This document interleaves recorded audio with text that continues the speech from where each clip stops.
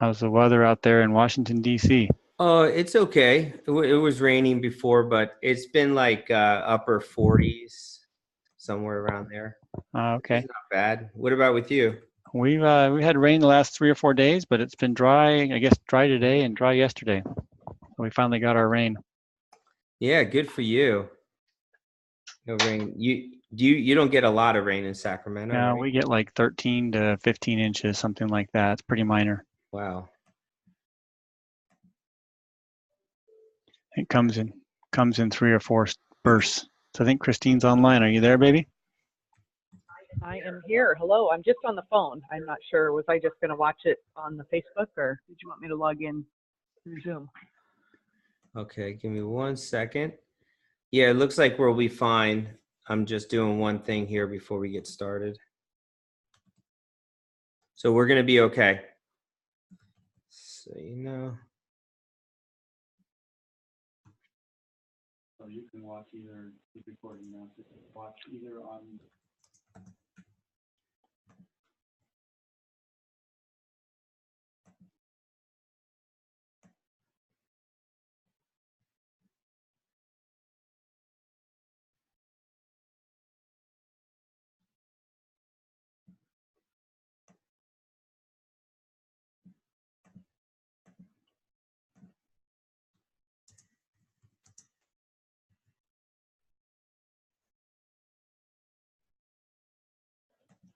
okay.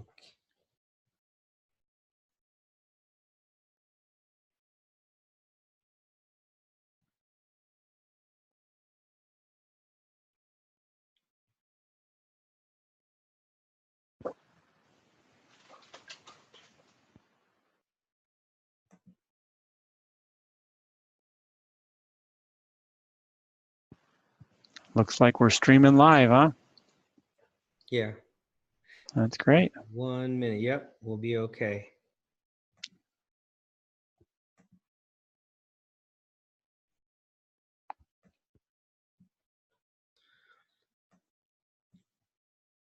Hello and welcome to Note Investing Made Easier, our weekly podcast. And this actually is very special because it wraps up Technology Appreciation Month.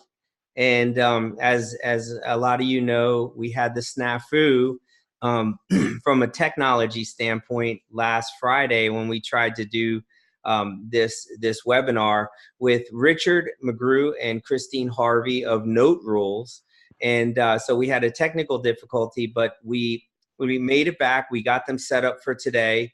So this is a must-watch episode because everybody in the note space can use help with building their systems, with maintaining their processes and just being more efficient as a note investor. So that's really what Note Rules is all about. And then we'll kind of get to that in a minute. I have a few announcements to make. If you have not checked out my book on Amazon, please check it out. It just got released in September, and it's been selling well. And there's an Audible version as well as a Kindle version. Also, we got a bigger room for this weekend's workshop, this Friday and Saturday's workshop. We sold out at 12 attendees, and so I got a bigger room, so we're able to accommodate a few more folks. So if you haven't signed up for that, check out the event section and sign up for sure. Also, I'm going to be putting this out there soon, but Dan Satofsky and myself are going to be doing a joint training for the folks at Bay Area with Bobby Sharma's group, the Bay Area Moguls. And we'll be doing that in the week of the January 13th. So I'll be out there in San Francisco for 8 days. And hopefully I can get my family out there. But we'll just have moved into a new home a few weeks prior, so it's going to be a little difficult. Without further ado, let me get set to introduce Richard and Christine, and I'm going to let them share the screen, take full control of Zoom, and then they're going to be running the show for today. So thank you, Richard and Christine, for joining us, and please, by all means. Hey, thanks for having us. Yes. So you guys have been talking. So I'm Richard McGrew. My wife here, Christine Harvey's on the line. Hello there, everyone. Thanks, Martin. Great to be here. Absolutely. So we're going to talk today about software for note investing.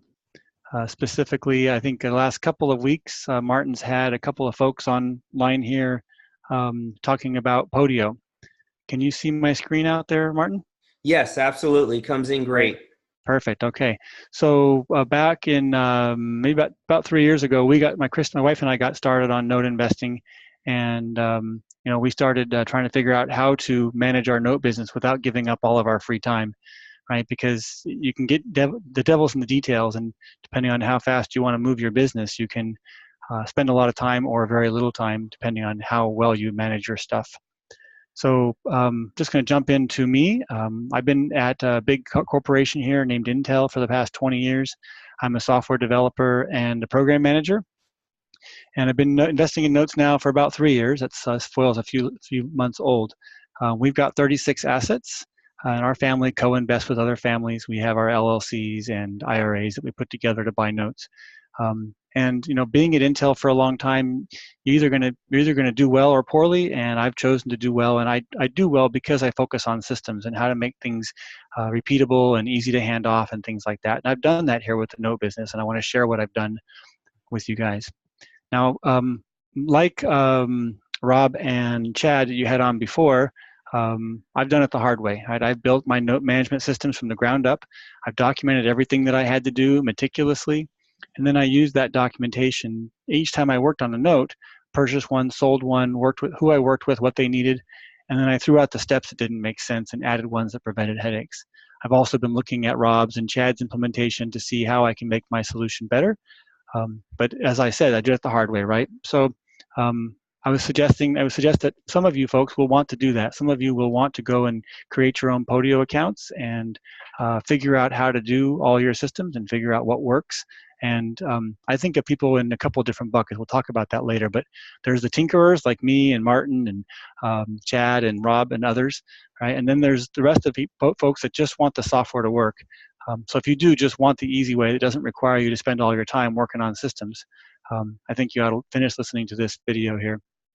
So bottom line, by the end of this, I'd like you to be able to have the confidence that you can have a clear picture of what you need to work on for every note at any time in your business, and having all your data with you wherever you go. So to do that, we're going to talk about 3 rules, and I'm just going to do a few foils here, and then I'm going to jump into a demo. So if you have I won't be spending all my time here on PowerPoint. But the first rule is I believe you can get dramatically more done when you know what you're trying to accomplish. By documenting your steps and figuring out what you need to get done, I think focus is really important. The second item here, rule number 2, is focusing on just the very next thing that you need to get done. You probably read the book, The One Thing. This is very similar in methodology, right? Focus on what you absolutely have to do next and only that item for each note to make sure that you keep moving forward on each one. And then finally, having your data with you allows you to make decisions and get things done quickly, rather than having to say, oh, well, I can't do that right now because my files are back in a locked safe and I have to go back home to get that data. Having things at your fingertips is super valuable in a business like this. So if you're interested, I'm going to keep going here. High-level overview of Podio. Now, you've had a couple of folks on here already talking about Podio. The only thing I wanted to point out is that Podio is organized into organizations, workspaces, apps, and items. And then you'll use these to organize your work and life. Starting at the bottom, you all have, if you create a Podio account, you will all have an organization that you manage out of. Maybe that's the name of your LLC or your business or whatever you decide to name it. You then can have one or more workspaces, and in my solution, and same with others, you can have a workspace for the management business. You could have a workspace for any other thing that you want to track in here. Within a workspace, you'll have multiple apps. These apps are things like tracking your notes or the contacts that you work with or things like that. And then within each app, you'll have multiple items. Say, for example, if you're tracking your notes, these items would be the individual notes. So that's a very, very high-level view of how Podio is laid out. I'm going to jump in next to how we've laid out our portfolio, what we call the Portfolio Activity Center. And this portfolio is particularly focused on the note portfolio. We have 4 apps that we've deployed. The first one is the Assets app. This keeps track of all of your assets, your notes specifically, but it can work also for rentals and other things. But right now it's focused primarily on notes. You have the Companies app that allows you to track the companies that you work with and link those, of course, to the assets. For example, you might link a servicer or a seller to the asset. We have a Contacts app that allows us to link the contacts within a company and keep track of all the contacts we're working with and what's the status on each one of those. And then finally, we've rolled out a Purchase app that allows us to make sure that we've followed all the steps from due diligence through purchase agreement, funding, all the way through boarding, collateral, and recording. And it's basically a checklist that allows you to make sure that, or to be confident that you're not missing steps. When you go to sell that note that you bought 6 months ago, if you forgot to record it, you might wind up delaying your sale, right? So by tracking what needs to get done, just keeps you on track. That's the high level. I'm going to pause there. Martin, any questions?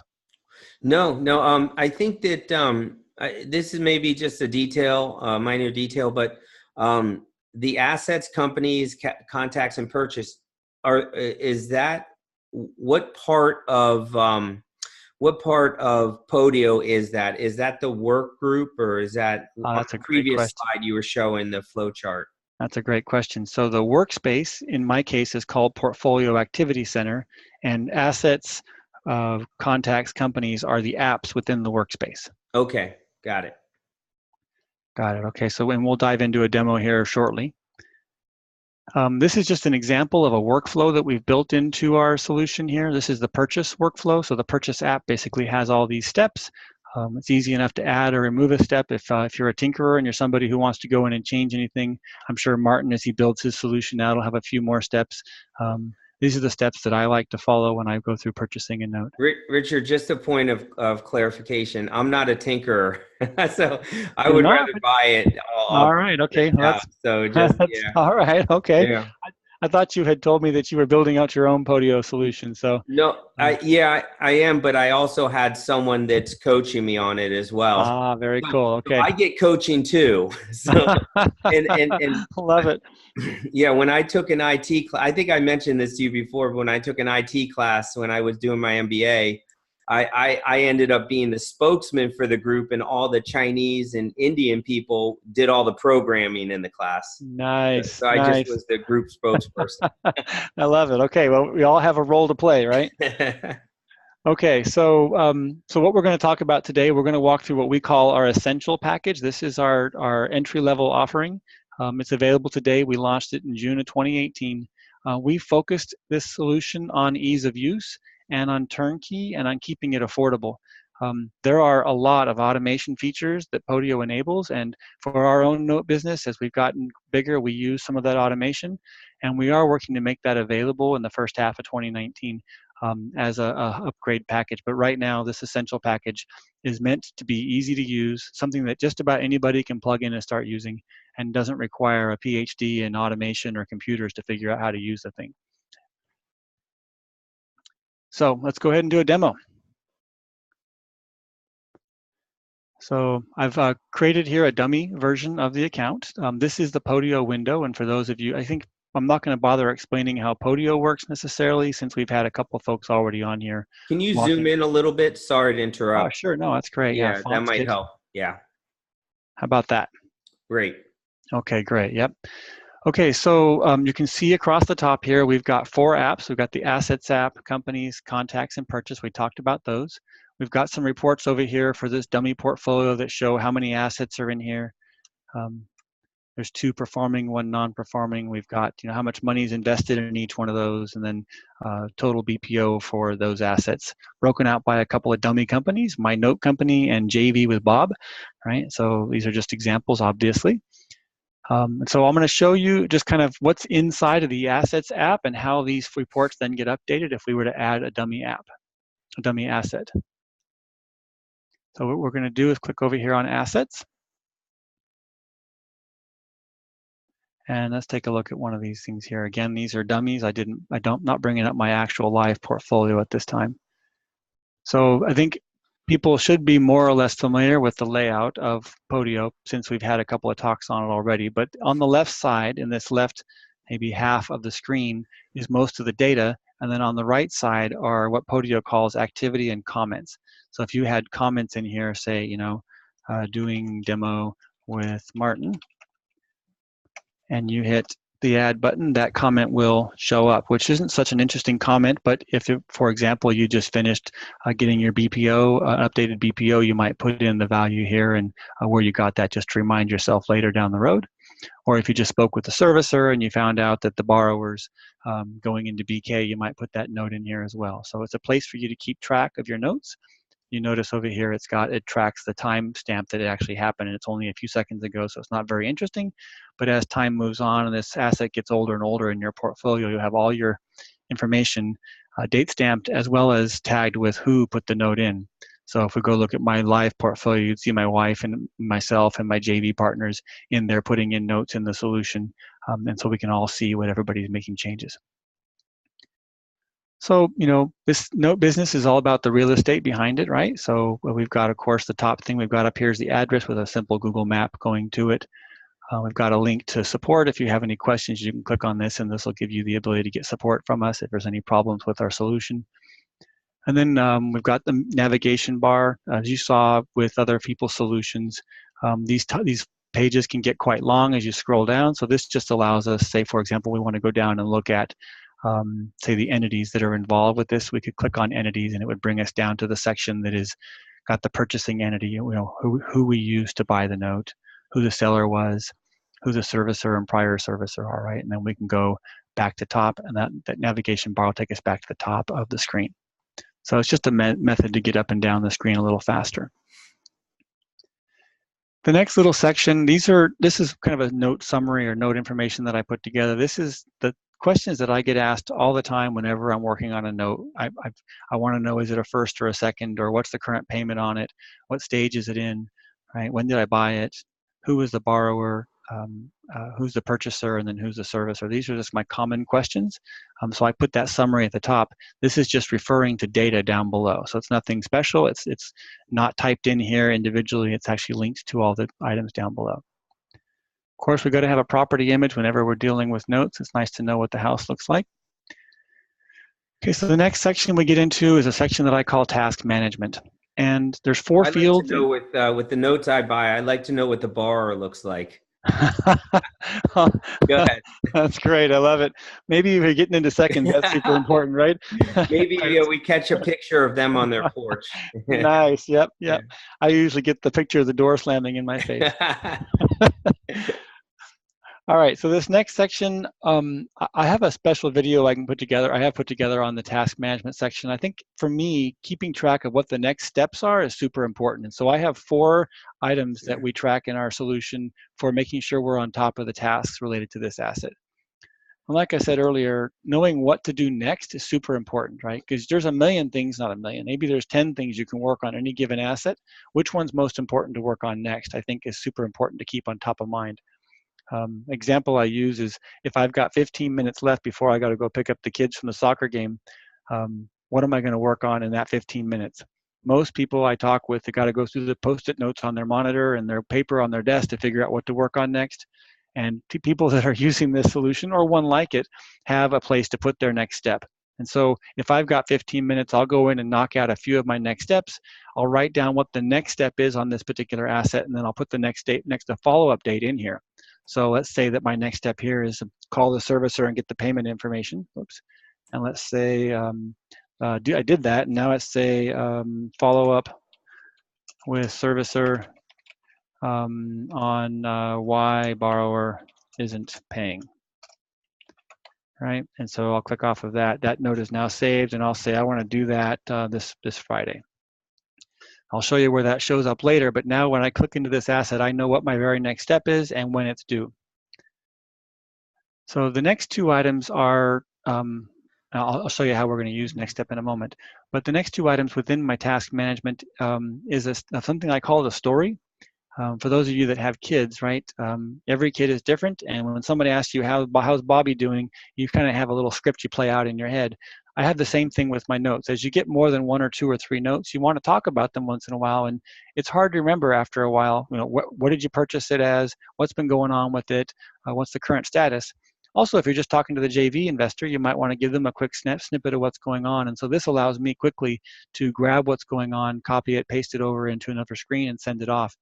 I And think also, for this story section, so when I'm doing due diligence on a tape, I create a column to the far right of the tape, one for property story and one for borrower story. yeah, So perhaps like down the road at some point, that might be good to break out the two, so that way you can, that's just a great be able to that's digest the information a little. that's great feedback. You weren't joking earlier about getting a picture of the borrower, were you? Yeah. That's great feedback. I actually don't myself in my business. I don't track the borrower very much, besides doing credit checks when and if I can. That's good feedback, though. Okay, so then the last item is what we call the projected timeline. So if you think you might be entering foreclosure, as if you go through training with anybody out there, there are steps you're going to wind up going through in order to finish out that foreclosure. For me, I like to have a high-level picture in my mind of where I think this asset might go. And of course, as you know, that could change tomorrow. They could decide to pay off tomorrow and exit foreclosure. All kinds of things could go squirrely. But for each note, I know what I think the timeline is going to be at any given time. That's what I put in the projected timeline. Make sense so far? Absolutely. All right. So then we get into a section we call note information. This is just your basic stuff, right? When you bought it, what the position of the lien is, the type of note it is. Right now, I've got it flagged as a non-performing. There's a lot. You can have a performing or REO or other. And then the stage, right? So these assets, these notes go through different stages, starting all the way back from you just funded the account to placing an offer, you purchased the asset, all the way through you're getting payments, or they've gone into BK, or you're doing a mod, all the way through you're selling it or got it on the market, right? So there's a lot of different stages. This allows you to search your assets by what stage they're in. Then we get into note terms, right? You've obviously paid something for it. It was original balance, purchased unpaid balance. You purchased a certain term at a rate, principal and interest and tax insurance, right? And then you also want to put in the origination date and maturity date. These are things that I think is good to have on any given asset. So is this customizable for the second note investor? Yeah, so it's a great question. If there's somebody out there that wants to work on a version of this that's focused on seconds, we can definitely add those fields. I'm not actively purchasing in seconds, and so I haven't put that content in. I'd be happy if you're into seconds, you want to sit down, we could probably knock it out in a half an hour, figure out what fields are most important to you. Yeah, I And think really just need the second UPB. Maybe look at CLTV, LTV. yeah, that's Get a great. couple And fields. so as Chad and Rob talked about in the prior sections, whenever you're in an app in Podio, you've got this modify template button. You can just click on this and you could add those fields in yourself. The only downside to my customers modifying the templates is that when we go to publish an update, we're going to have to talk with them about, do you want to keep your changes or do you want the update, right? If we push a bunch of new features and capabilities, they wouldn't be able to get those unless we wiped out their updates or they redid their updates on top of the new features. So there's some pluses and minuses there. My ask would be, if you take my solution, tell me what you want to change. I'll change it on my side so that when I push the update, you get those changes as well. Perfect. I still consider this software in beta, so wide open to feedback. And I think again, we'll walk through later, tinkerers versus users. The next section I wanted to go over is just some high-level other information. I don't have a better name for that, but there's things like the BPO, the borrower's first and last name, the county, the loan number, and then I get into key contacts, right? So maybe you want to link in a special contact, the guy that's mowing the lawn for you or something like that. You can link that in here. That way you remember who it is.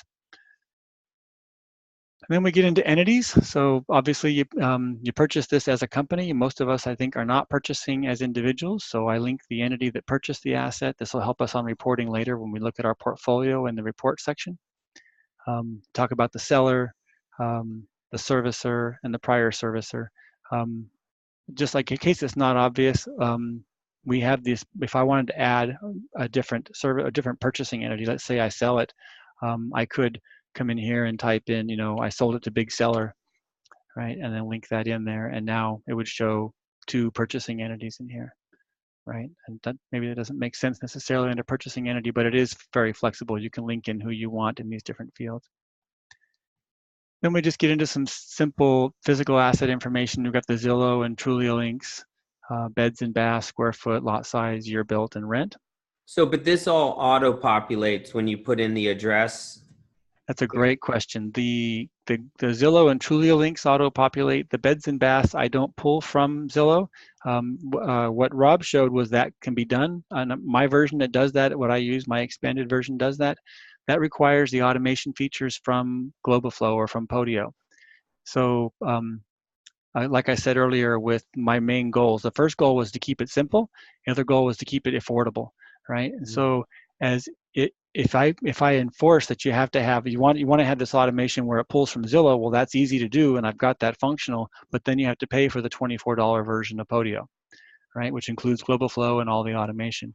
So we are working on a version that will require Globoflow, making that available to everybody. But the baseline price will be higher because the Podio membership is no longer free, right? So it does come down to how much money a person wants to pay for their solution. And I think we've targeted this in this essential package at the folks that want to get in and get it using it, but don't necessarily want to pay a huge amount of money every month, right? And then don't need the features, right? If they need the features, then we can definitely roll those out. All right, the last thing in here that I thought was very interesting to talk through is the file storage. This, I think, one of your guys that came in a couple weeks ago talked about this. This is just a simple link to my Google Drive that is where I've got all the asset information. And if we get time today, I'd like to talk about how we store our files off on the Google Drive. But of course, as you know, this could be linked to Dropbox or OneDrive or any other online file storage. For us, this is critical to have our files scanned and stored in some form of online storage and then linked in here. So we can pull up the online, the iPhone app, go to this asset, go down to the directory and get right into our files. Make sense? Yep. Okay, so see at the very bottom, they've got a related items section down here, and it's a purchase. So I'm going to show you how the purchase app works if there's no further questions on the assets app. So with the Globiflow option that will come eventually, will that pull from Rentometer, and so you can get that rental rate and other areas, so you can. It's a great request, and what I would suggest is everybody who's got requests like that, send them to me and we'll put them in. Those kinds of automations are really simple to add. We've just got to figure out which ones are most valuable and interesting. But yeah, so Trulia, Zillow, Rentometer, being able to pull from the servicers and pull down your remit statements and the servicer comments, all those things are coming in the automated version.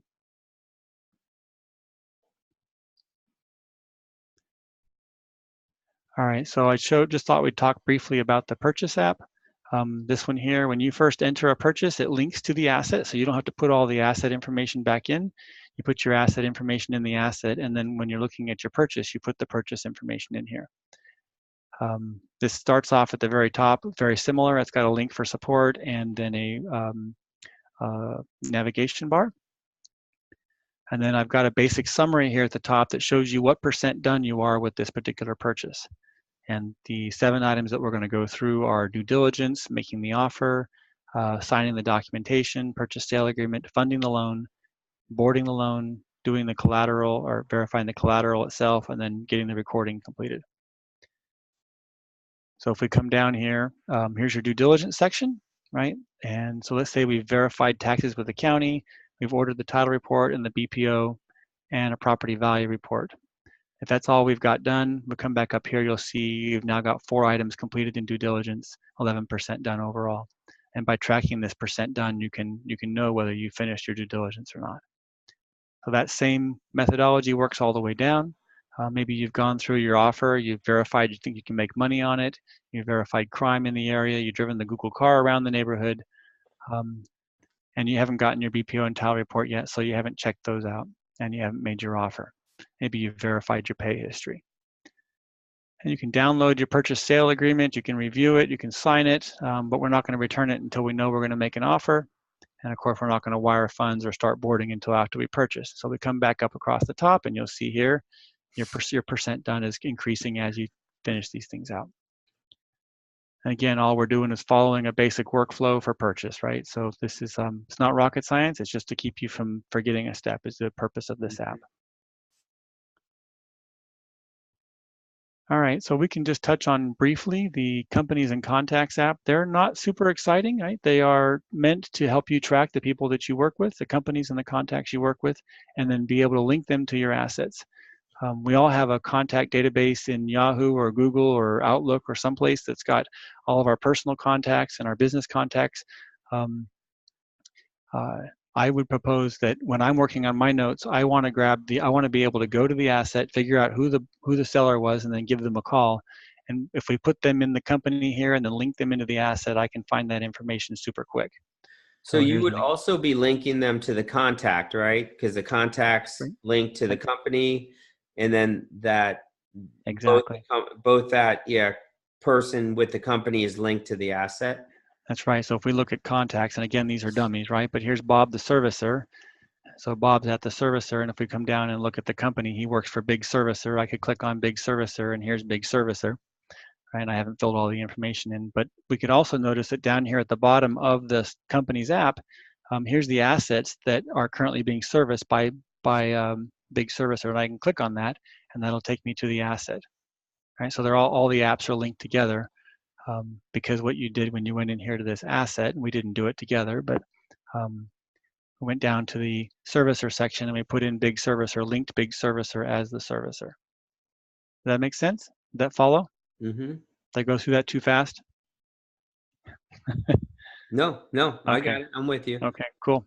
I'm only thinking that, at some point, what would be beneficial for those in the second space, specifically, is to have a button when you first put in the address for the note, then you signal whether it's a first or second. And if you signal that it's a first, it takes you through this due diligence process like you have it. And if you signal that it's a second, it takes you through a separate due diligence process. 100% agree. You're absolutely right. And it would be simple enough to have a separate due diligence process for first and second, and then a separate link. Absolutely agree. That's good feedback. Okay, so that's the nuts and bolts of it. If we go back out to the main screen, we noticed we talked earlier about these what Podio calls tiles. You can create tiles to show different types of reports. And what we've got plugged in right now is 2 performing loans, 1 non-performing. And you can see over here how much money that there's invested in these dummy assets. So this kind of lets you see the different ways you can sort your business. So if there's no other questions, would you think we've gone through enough of this solution to make it clear what it does there, Martin? Yeah. Does anyone have any questions on what we're seeing so far? How do we? So where does it? This is the roll up, right? This note That's type, right. The overall counts 3 assets. It rolls up the sum of the UPB. Yeah. Right, and then some of the purchase price too. Yeah. Can you scroll down on this page? I want to see if there's anything that we're missing here. That so you actually show like a card. I don't know if I'm learning Podio now, but sure, yeah. Where these addresses are in these boxes that give some information, within each address. You can sort that, right, to show it in a table format or. That's great. It's good feedback. Yeah. So let's come out and talk about. I would just clicked on the Assets app, and I think it was covered before. But on the left side of any app, you've got a view, what we call the views, or what Podio calls the views. You can configure what you see on the right side. So over here on the right side, we're looking at the view that we call the follow-up view. And so you can see here, this is where we talked about earlier. We talked about plugging in a next step and a follow-up date, and this table is then ordered by that follow-up date. And you can scroll around and see the content that's in here. But for managing a note business, you need this table shows you the view, the next step, the follow-up date, the date you purchased, the position of the lien, the type of note, and then the purchasing entity. We can change what shows up by clicking here on this little wrench and screwdriver and picking different items. But this is, again, sorted by follow-up date. And so I know I need to call on the 28th and get the performing payments on this asset. I need to follow up with the servicer on the 29th on this asset. And as your portfolio grows, you'll have a larger distribution of dates and things that need to be done. I think this is really helpful, this screen, because sometimes you get to a point where you've done XYZ in the morning, and then you're left at a point where you're like, what do I really work on next that's of importance? And you kind of get lost and right. in the weeds, so to speak. Yeah. So to be able to kind of look at this and just see an overview, Right. hey, I can take next steps on all these notes, and then you can kind of prioritize based on that. That's right. And as your portfolio grows, when you only have one note, it's pretty easy to keep everything in your head. But as you get 2 or 3 or 4 or more, it starts to become a little bit fuzzy on what's the most important thing to do. So I literally, when I go work on, I come to this table every single day. Or whenever I'm ready to work on my note business, I Mm-hmm. click on the item at the top because I know it's the one that's the most urgent, and I finish the item that was due there, set the next step and the next due date, and then save it. And I come back out here and work on the next one down. I work my way down the list, and I know I'm always working on the most important things.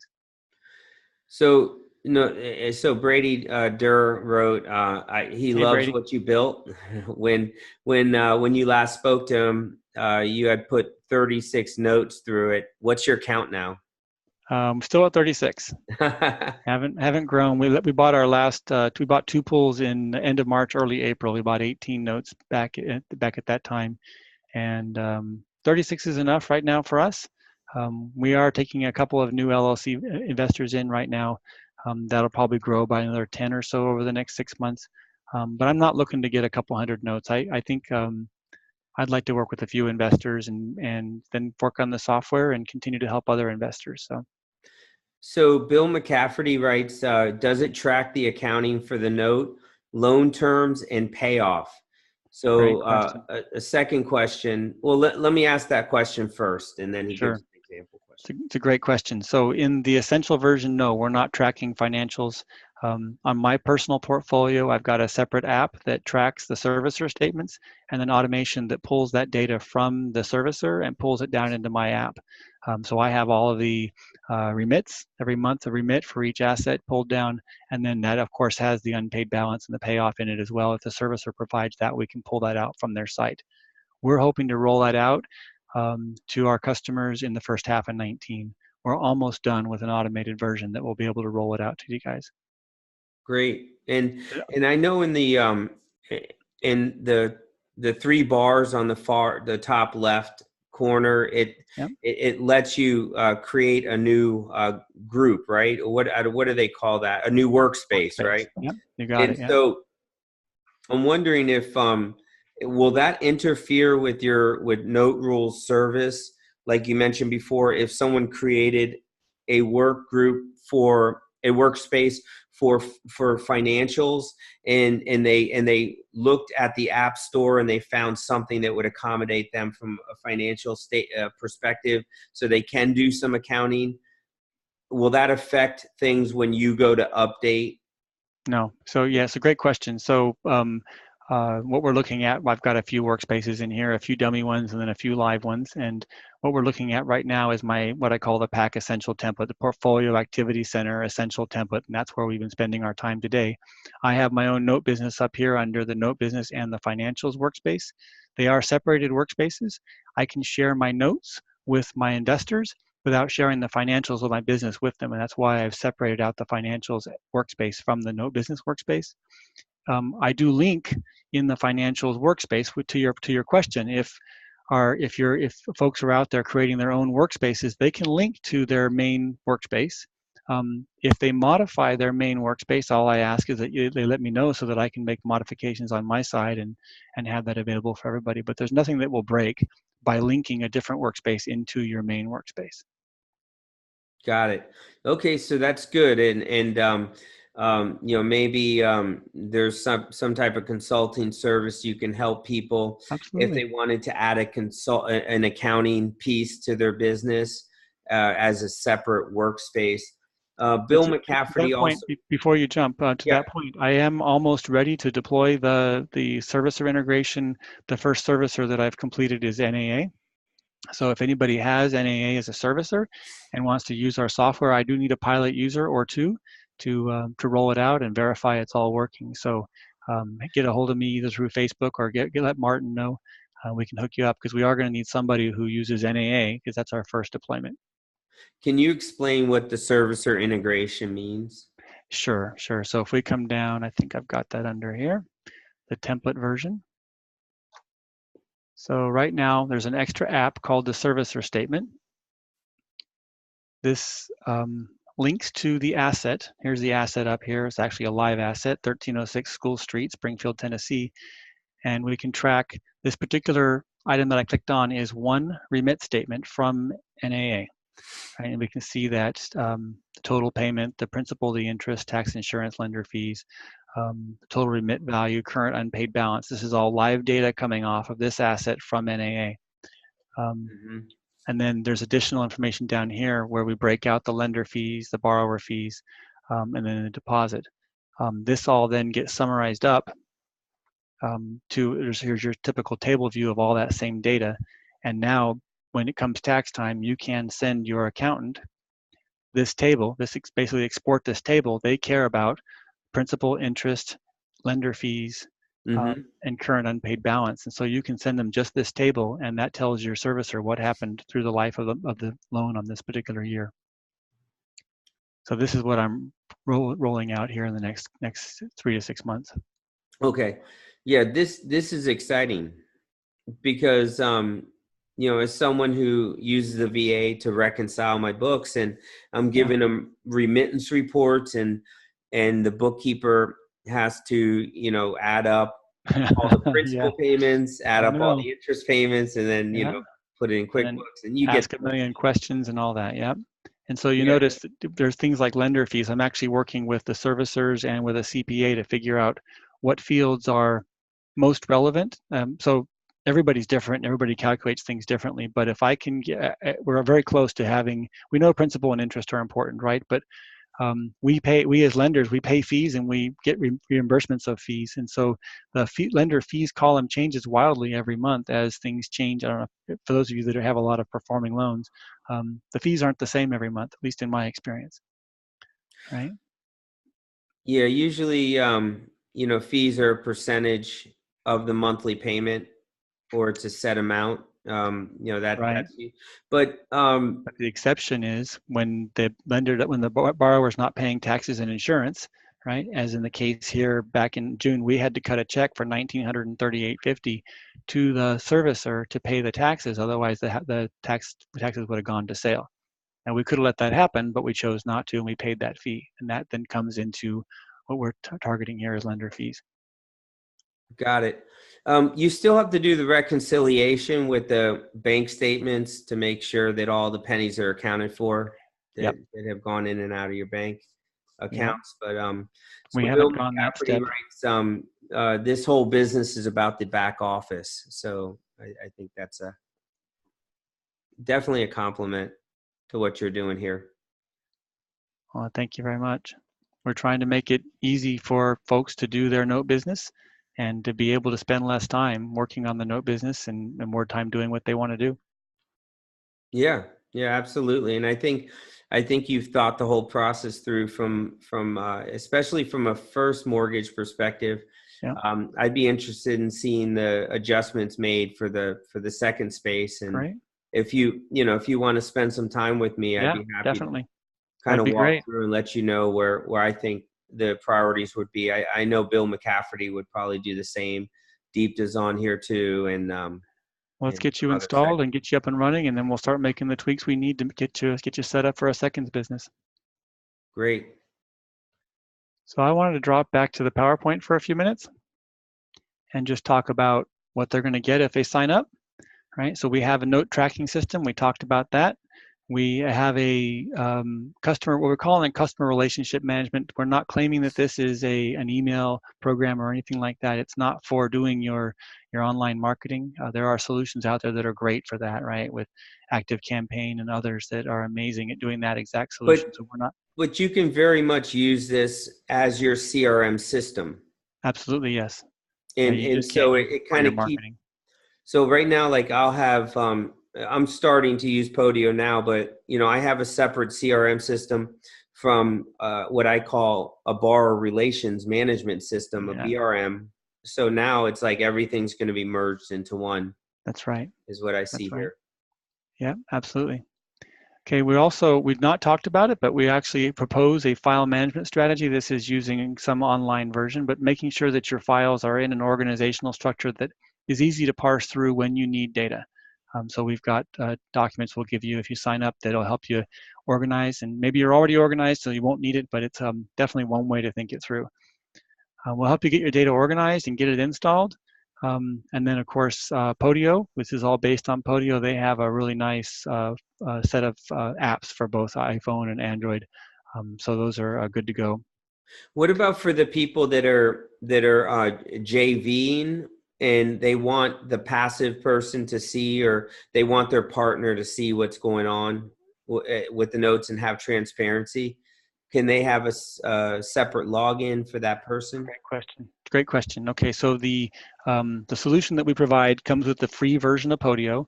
The free version of Podio does enable you to share with other people in two different ways. One of them is you can add a person in as another user in your solution, meaning you literally come. I'll bring the screen back over.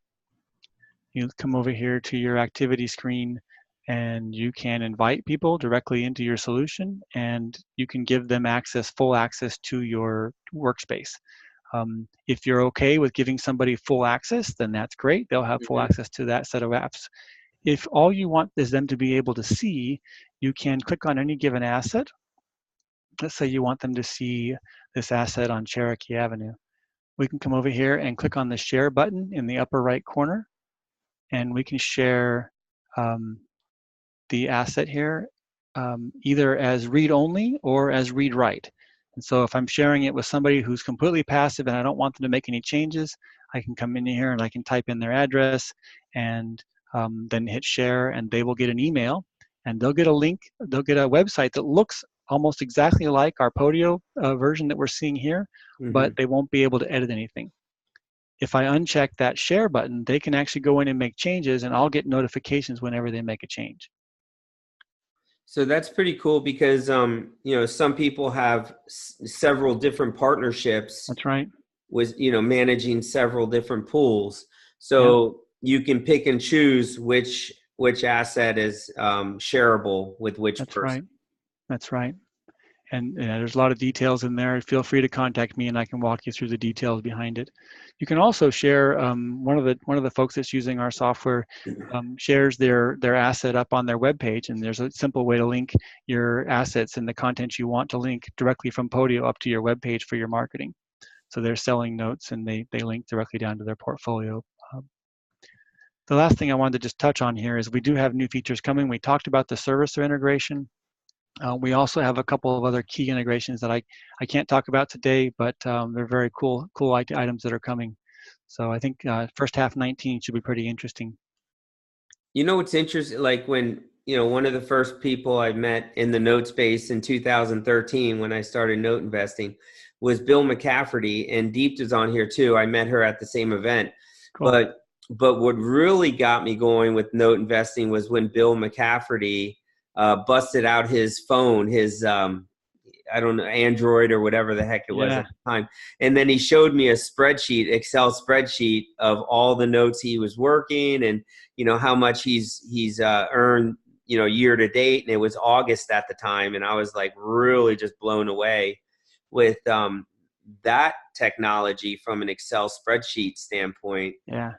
But just to see this, I mean, this is, I think this brings a lot of professionalism. It can bring a lot of professionalism to those that are partnering with other people. That's right. And then as you talked about sharing with JV vendors, there's no reason your JV partner, if they're a little more online and active, they could have a Podio app with their login, and they could see their assets and show them to their friends on their phone. Lift their phone up and they can show them all the assets they currently own and all that. So yeah, definitely having a portal makes a big difference. Not just the asset, but I mean like the activity.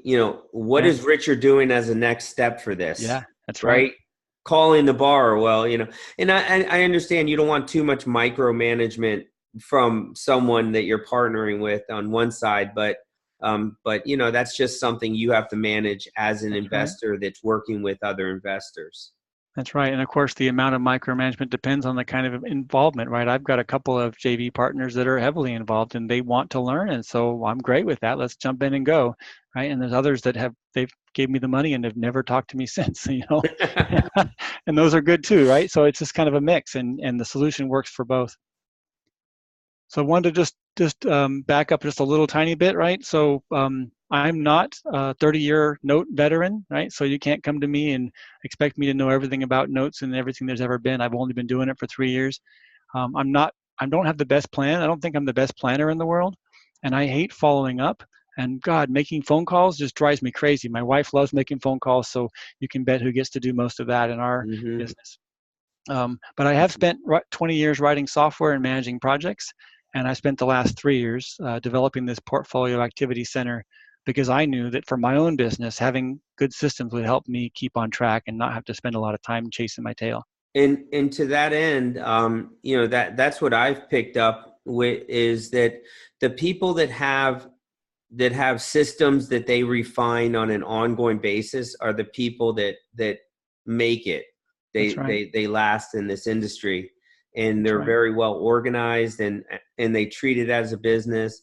Bill puts on there, accountabilities, very important. I know Deepa's on here. I know I've seen her systems at play, and I'm seeing your systems today, Richard. So yeah, this is really good stuff. I think you're gonna grow with your portfolio as you grow this system. That's right. That's right. It's definitely a hand in hand. So just wanted to point out, I think there are a couple different types of note investors out there, at least 3. You've got the big investors, right? The folks that need custom tools. They pay big for custom tools, and they have huge complex portfolios and manage all stages of the buy-sell and complex business flows. And then you get the tinkerers, right? Myself personally, I love to tinker. I can tell that Chad and Rob, you had on here before, love to tinker, and that's great. That's who I am. I totally get that space. I like to play with tools. I'm willing to spend the time to get it right. I'm a perfectionist, and I don't have a lot of free time, but I do make time for tinkering with the toys. And then I think there's everybody else. Most everybody else I know just wants to focus on their family, on making money, on playtime, on whatever it is, but they want the tools to just work. My wife is very much in that space. She wants the tools to just work and not spend time with messing around with the toys. So as far as, I think the first 2 on the left probably don't need my solution. I'm sure the far left won't be interested. It's possible that I can offer something to the tinkerers to get them started, to get them moving. But my guess is the majority of folks are going to be in that everyone else box who want to spend time with family. So the offerings we've got available right now, all we've got is the Essential, which is available today. We talked about making it easy to use, turnkey, keeping it affordable, and then I'll keep features rolling out on it as well. We do have, like we talked about, the advanced version that's coming out. We're going to launch that first half of next year. It'll have automation, some lead management in there. We haven't set the price yet. We're still seeking feature suggestions from folks like you, Martin, and your crew to make sure we get valuable features in there that are worth paying for and worth continuing to build out, right? I do want to keep everything affordable. I don't believe in trying to make a fortune off this. I think for me, what keeps landing on me is there's folks out there that are struggling with a note business and they don't need to struggle, and I can help them with that. That's why we started this. It wasn't to try to become millionaires off of some niche investor world, So yeah, good luck with that. Like it's such a small space that it's is. like That's right. that you would set up a system for like rehabbers, real estate rehabbers, if you wanted to Right. strike gold with it. That's right, exactly. Yeah, so let's talk about pricing for a moment. Our standard pricing on our website is $497 for setup, and then we charge $40 a month. And but today we've talked, Martin and I've talked, and we've decided for his members here that we'll give you the first 30 days free, and after 30 days, if you pay $195, if you keep it, and then it's $24.95 a month after that. And there's a link here on the bottom of the screen. I think Martin's going to post that on Facebook as well to be able to join. Yeah, no, this was you sent me a demo. You reached out to me. You sent me a demo. You told me that you were going to offer this to my group at a discount. and so after kind of us talking and me looking over the demo, I thought that there was merit here for those that would like to be more organized, that would systematize their process, and et cetera, et cetera. So Totally. no, I appreciate you having you on, and seeing if this could be of service to some folks. Awesome. So All right. Well, it's posted on here. It's a 30-day free trial. It doesn't hurt just to sign up and check it out. If you don't like it, there's no obligation. that's right. So Deepta writes, this software should be sold to servicers. Well, we are working with to integrate the servicers. I know I've worked with most of the major servicers that service the small lenders like us, and they're all quite interested in hooking up to our software and getting their data available to us all in a simpler to manage dashboard.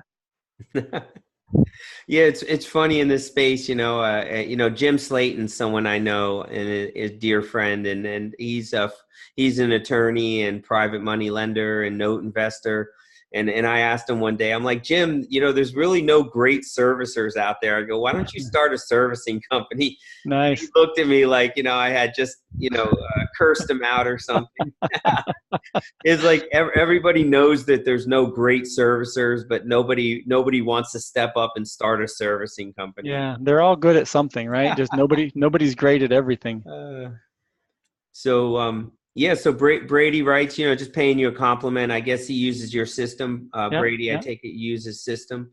Shout out saying consistently made improvements to support his clients. So he's appreciating. Thanks again, Brady. And Deepta is your marketing arm because she's telling you to pitch to FBI in Madison. Right on. That's awesome. There you go. No, Deepta is the queen of sourcing. So very cool.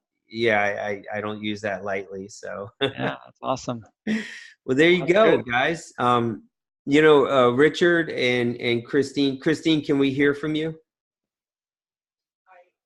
Are you muted? All right. So I'm on the phone. I don't know if that will go through for the entire broadcast or just you. No, perfect. Everyone hears. So just give us what are some of your daily rituals that make you successful? Well, like Richard, coming into the system and looking at how all the assets are ordered by follow-up date. Some days I actually go into each and every asset and review the latest notes to see who else on our team has been involved with the asset and what sort of progress they've made.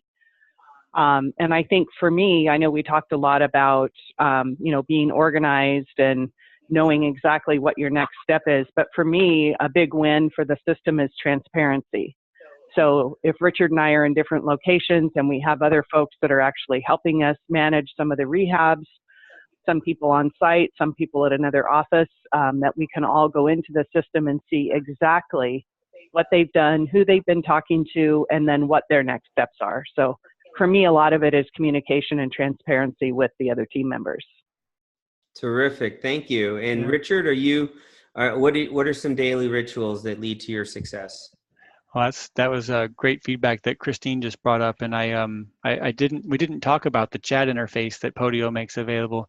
I don't know if the prior folks had talked about it, but over here on the right, there's a chat window, and it's a very standard type of chat window, right? But you can come in here and start chatting with anybody on your team, and going back and forth with them on it.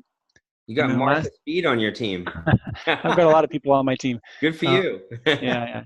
She's working on an integration of this solution. Her business is a little more complex than my business, so we're working through some of the automation pieces that she needs in her business. Christine, are you an attorney by trade? No, I'm not. Why do you ask? because I end all my podcasts/webinars with questions about people's daily rituals, and I usually get that they write their goals down at the bathroom sink. But you just looped it right back to note rules. Well trained is what I'm trying to say. Yeah. That's That's funny. nice. Yeah, she's a great partner. She really does keep the business running too. For me, the daily rituals, my primary activity is to go to that assets tab and start with the top and work my way down. I get into work early every morning and I spend the first half an hour just going to the top part of that assets table. Once that's done, I'm pretty confident that all my notes are moving forward. And of course, I've got the management side, the software management side, so I spend some time doing that as well. But the primary activity is just looking at that assets view and making sure that everything at the top of it is working and moving forward.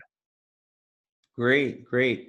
Well, everybody here has, heard the opportunity. I appreciate you cutting a discount to our group. Yeah. That means something to me that, you're selling it to other people for, a higher price, and you're just Yeah, offering our group a discount. So thank you for that. yeah, for sure. Check out Richard and what Christina put together, and I wish you guys the world of success with this. Awesome. And Thank you. and thank you everyone for joining us for another week. Take care, be safe, God bless, and I will be seeing everyone shortly. Bye-bye. Awesome. Thank you very much. Great. Thank you very much. Yep.